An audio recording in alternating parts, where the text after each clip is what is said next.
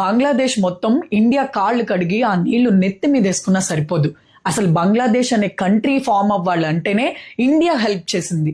అలాంటిది ఇప్పుడు రాబోయే ఎలక్షన్స్ ఉన్నాయని చెప్పి అక్కడున్న పొలిటికల్ యూత్ లీడర్ ఒకడు హడ్డీ అనే ఫెలో అతను ఏం చేశాడంటే బంగ్లాదేశ్ మ్యాప్ కి మన ఇండియన్ 7 సిస్టర్స్ ఏవైతే ఉన్నాయో north eastern states, Meghalaya, Assam ఇవన్నీ కలిపి బంగ్లాదేశ్ మ్యాప్ కి జోడించి అక్కడున్న యూత్ ని రెచ్చగొడుతున్నాడు.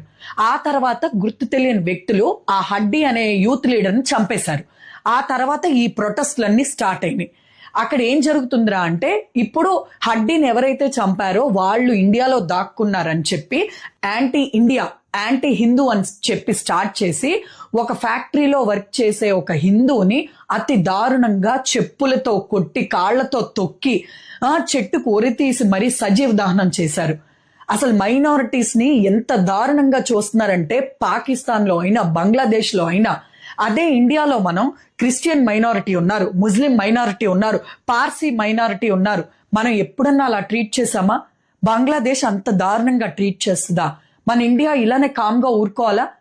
ఎందుకు మన గవర్నమెంట్ ఇంకా కామ్గా కూర్చొని ఉంది? మన బార్డర్స్ అన్ని ఓపెన్ చేయమని ప్రతి ఒక్కరు చెప్తున్నారు. మన బార్డర్స్ ఓపెన్ చేసి అక్కడున్న హిందువుల్ని ఇక్కడ తెచ్చి సేఫ్ గా ఉంచడం కాదు, అక్కడే ఉండి బంగ్లాదేశ్ లో ఉన్న ప్రతి ఒక్కళ్ళకి సమాధానం చెప్పేలాగా మనం హిందూ మైనారిటీని మనం కాపాడుకోవాలి. అంతేగాని ఎక్కడో ఉన్న అమెరికాలో ఉన్న హిందూస్ కి లేకపోతే ఇంకెక్కడో ఉన్న హిందూస్ కి బార్డర్స్ తీసేసేసి సేఫ్టీ పంచడం కాదు కదా సొల్యూషన్. ఏమంటారు? దీని గురించి మీరేమనుకుంటున్నారు? కామెంట్ చేయండి.